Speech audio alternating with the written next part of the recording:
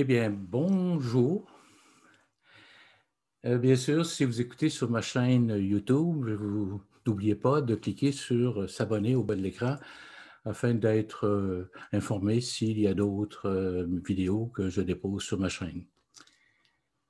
Alors, ce que je vous raconte aujourd'hui, c'est un événement que j'ai vécu il y a, bien sûr, il y a 70 ans. Alors, j'avais à peine 9 ans. Alors, pour plusieurs d'entre vous, vous ne connaissez absolument rien de cela, mais pour d'autres, ça peut rappeler quelques souvenirs. Mais enfin, c'est l'histoire que j'ai vécue dans la petite colonie où je demeurais, aux portes de la vallée de la Matapédia. Alors pourquoi je dis que c'est un samedi? Parce que j'allais à l'école et à ce moment-là, le samedi, on aidait les parents à faire différents travaux à la maison. Euh, Comme on l'a vu récemment, au printemps, il y avait des journées chaudes, puis des nuits froides. Pendant les journées très chaudes, il y avait des gouttelettes d'eau qui rentraient dans la neige et pendant la nuit, ça gelait et ça formait ce qu'on appelle une croûte. Alors, je ne sais pas si cette expression-là existe encore dans notre région, mais ici, on ne l'entend pas souvent. C'est que sur la neige durcie, on pouvait marcher assez facilement. C'est qu'on avait une cédrière tout près de la maison d'environ 150 mètres par 300 mètres. Et l'été, c'était un marais stagnant. Il y avait un petit ruisseau qui circulait à l'intérieur de la cédrière et qui débordait. Alors, on pouvait difficilement aller récolter du bois ou des choses, circuler dans cette cédrière-là en cours d'été. Mais le printemps, c'était le temps idéal parce qu'on pouvait, mon père, il coupait des petits morceaux le cèdre sec, du cèdre sec qui avait séché ou autrement qui avait brûlé même, je pense, il y a quelques temps. Alors, on recueillait ces morceaux de bois pour faire du bois de chauffage. Alors, j'avais un petit traîneau, puis mon père mettait des bûches sur le traîneau, j'allais les porter à la maison. Et je revenais, bon, tout simplement, je pouvais faire 2 ou 3 voyages avant que la neige ramollisse. Mais un matin, en revenant avec le traîneau, je vois mon père qui est en train de dépecer un chevreuil. C'est quelque chose que je voyais pour la première fois. Alors, il me demande de lui aider. Bien sûr, lui, il n'avait pas dépecé, je voulais plutôt le vider. Alors, je vidais le chevreuil, enlever les viscères, tout ça. Et il y avait toujours un petit couteau sur lui, un couteau de chasse, me semble, dans un étui qui traînait lorsqu'on allait en forêt ou même assez régulièrement. Alors, je lui ai aidé, mais ça n'a pas pris à bout de quelques minutes. Un autre chevreuil arrive, se plante dans la neige et parce qu'il y avait même si la neige était dure, il y avait des chameaux, ça des petits, des petits sabots et il était nerveux, il tombait. Il rentrait dans la neige, il se cassait les jambes ou enfin il restait là. Alors mon père avec une hache, puis il donne un coup sur le front et voilà, on vide un autre chevreuil et un troisième arrive. Qu'est-ce qui s'était passé? C'est qu'on avait un chien, puis le chien avait flairé une espèce de ravage de chevreuil, puis il les ramenait vers nous. C'est ce que les chiens font d'habitude. Et les chevreuils étant énervés, ils allaient beaucoup trop... bon, en tout cas, il y en avait au moins 3, peut-être d'autres. Alors, on a réussi à récupérer 3 chevreuils qu'on a vidés et ramenés à la maison. Et mon père les avait attachés à une poutre dans la grange pour...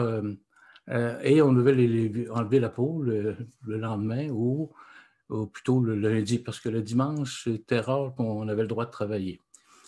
Bon, mais alors, nous, on n'avait pas d'électricité. Alors, qu'est-ce qu'on faisait avec la viande? C'est que d'une part, ma mère faisait stériliser les pots. Et ensuite, on avait le village qui fournissait au village, il y avait une coopérative qui fournissait un espace dans une glacière où on pouvait aller déposer la viande pour la conserver un bon bout de temps. Alors, c'est tout cet épisode-là, et c'est sûr qu'on avait, on était chanceux, on avait toujours des bons repas au menu, de la bonne viande et des patates fricassées. Alors, cette histoire, je l'ai racontée, mais c'était quelque chose dont on parlait peu à la maison. C'était une espèce de tabou.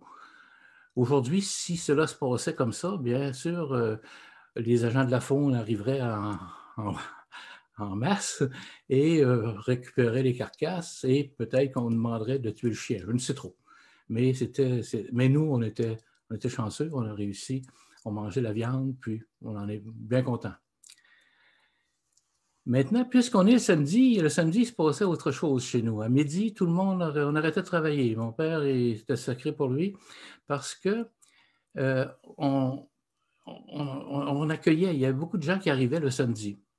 Bon, on avait une petite maison de 24 pieds par 20, ce qui vaut à peu près à 6 mètres, 6 mètres et 3 quarts, peut-être par 7 mètres et quart, enfin. Et elle était divisée en deux parties. Il y avait un côté à droite qui était les chambres. Alors, il y avait deux chambres, puis au centre, il y avait une espèce de petit couloir, de corridor, puis un escalier qui montait à l'étage. Et la grande partie, lorsqu'on entre à la maison, il y avait la grande partie, là, il y avait un poêle à deux ponts qu'on appelait. Alors ça mangeait beaucoup de bois. On pouvait en mettre du bois.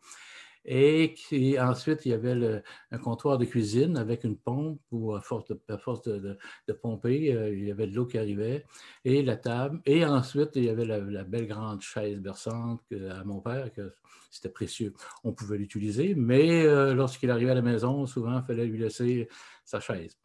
Et voilà.